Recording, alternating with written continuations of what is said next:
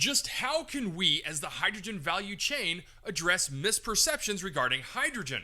I'll go over an article in Forbes on the topic and also give some examples of where I've had real-world success in today's Hydrogen Podcast. So the big questions in the energy industry today are: how is hydrogen the primary driving force behind the evolution of energy? Where is capital being deployed for hydrogen projects globally? And where are the best investment opportunities for early adopters who recognize the importance of hydrogen? I will address the critical issues and give you the information you need to deploy capital. Those are the questions that will unlock the potential of hydrogen, and this podcast will give you the answers. My name is Paul Rodden, and welcome to the Hydrogen Podcast.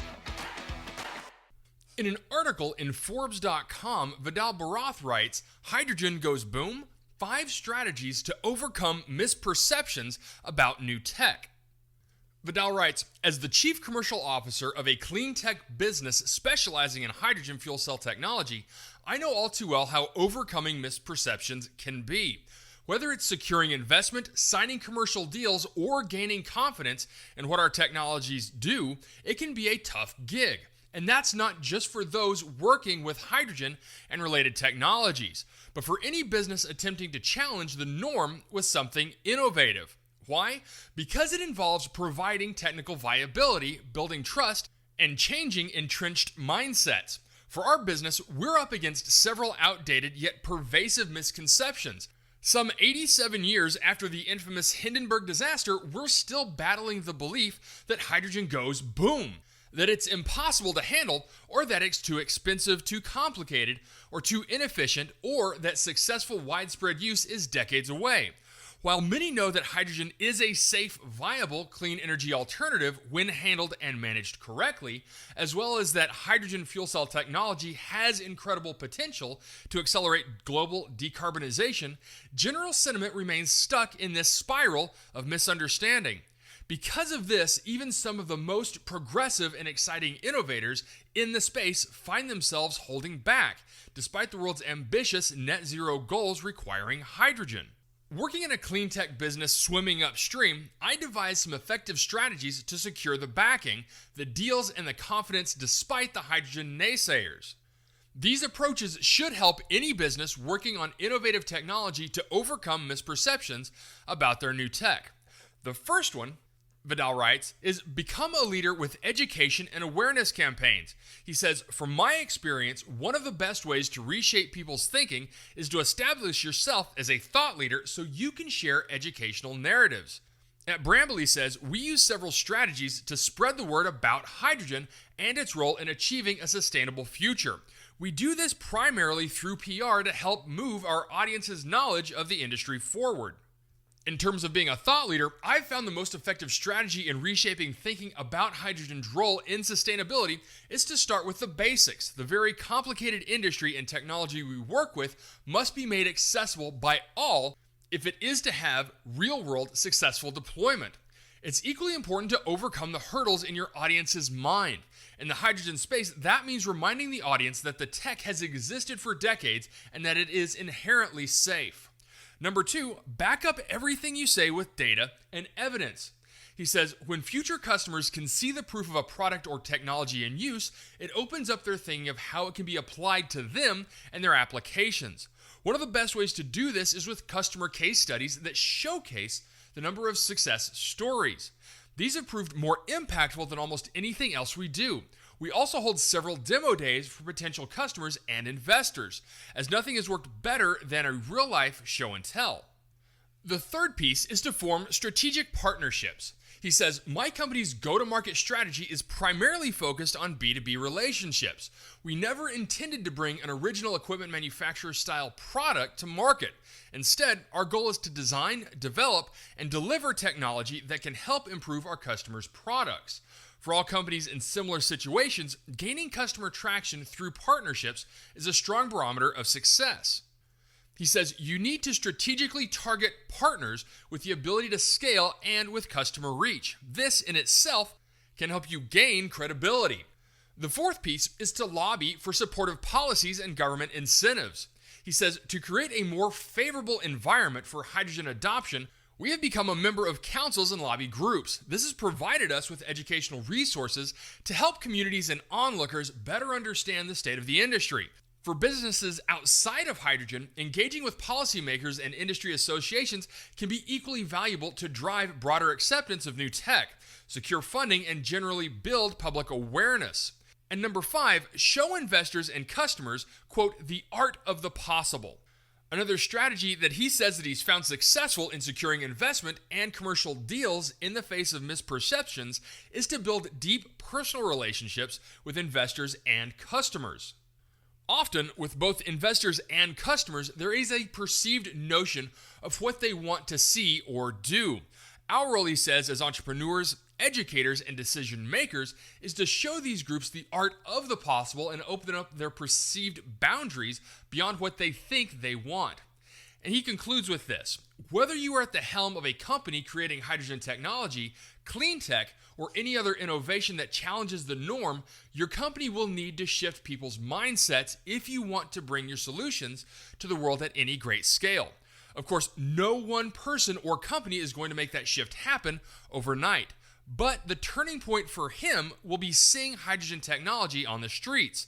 The more it integrates into our lives, the more it will redefine them. Until then, let's educate, demonstrate, build relationships, and show everyone what's possible.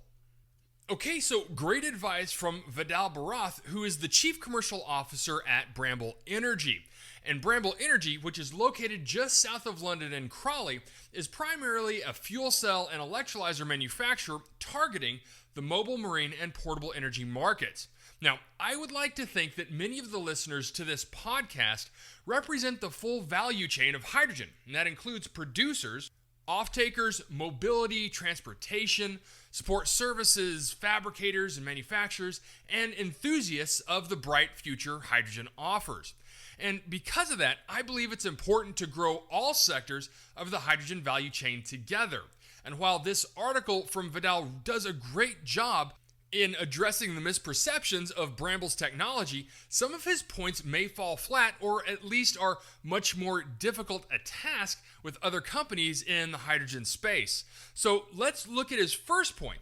Become a leader with education and awareness campaigns. And I couldn't agree more.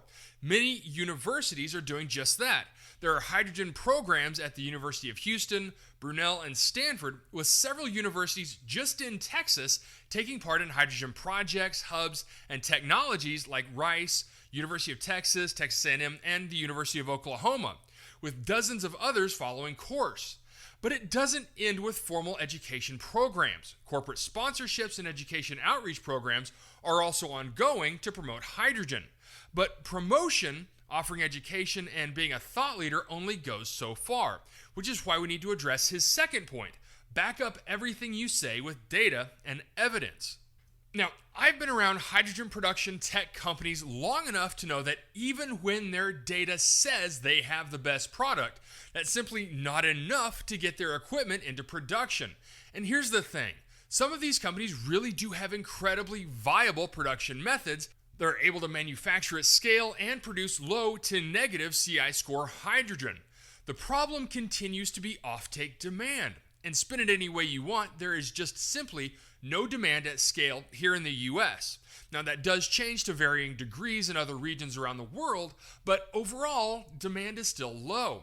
And Vidal does look into how to boost that with his next 2 points: forming strategic partnerships and lobbying for supportive policies and government incentives. Of those two, I believe that the primary way to elevate the hydrogen economy and accelerate project development is strategic partnerships. Supportive governmental policies are obviously critical, and incentive programs are helpful. But policies can change with leadership, and incentives can be pulled.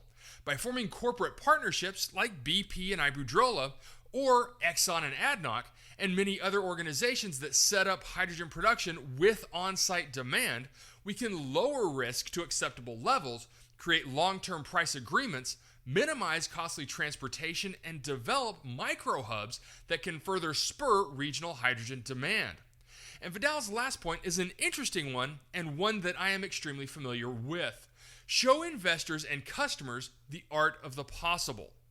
Just in my personal life, I am very close to energy investors. Some appreciate and see the potential in hydrogen, while others find it completely useless and a waste of capital. All of them are in oil and gas, so it makes conversations with them very complicated. But the way I have found to reach them all on the same level is to, one, find the common ground that we can all agree on. In this particular case, it has been understanding the economics of the various technologies and which technologies make sense for a given region. In all of those applications, the economics work. Think electrolytic hydrogen in Hawaii using geothermal to power the electrolyzers. They want local power there without importing hydrocarbons. Perfect solution. And number two, we've also found common ground when discussing other technologies like methane pyrolysis and natural hydrogen. As oil and gas investors, they see the value in leveraging traditional hydrocarbon supply and or technologies in more efficient ways. Everything boils down to economics. So again, a very good article discussing how to overcome the misconceptions of hydrogen and how to promote technological advancements. Obviously, there will be nuances with each segment of the hydrogen value chain. The trick will be finding the first foothold to boost your corporate or individual advantage in hydrogen to get that momentum really flowing. All right, that's it for me, everyone. If you have a second, I would really appreciate it if you could leave a good review on whatever platform it is that you listen to. Apple Podcast, Spotify, Google, YouTube, whatever it is. That would be a tremendous help to the show. And as always, if you ever have any feedback, you're welcome to email me directly at info@thehydrogenpodcast.com. So until next time, keep your eyes up and honor one another. Hey, this is Paul. I hope you liked this podcast.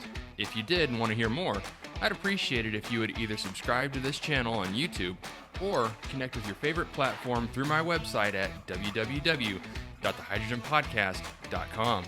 Thanks for listening. I very much appreciate it. Have a great day.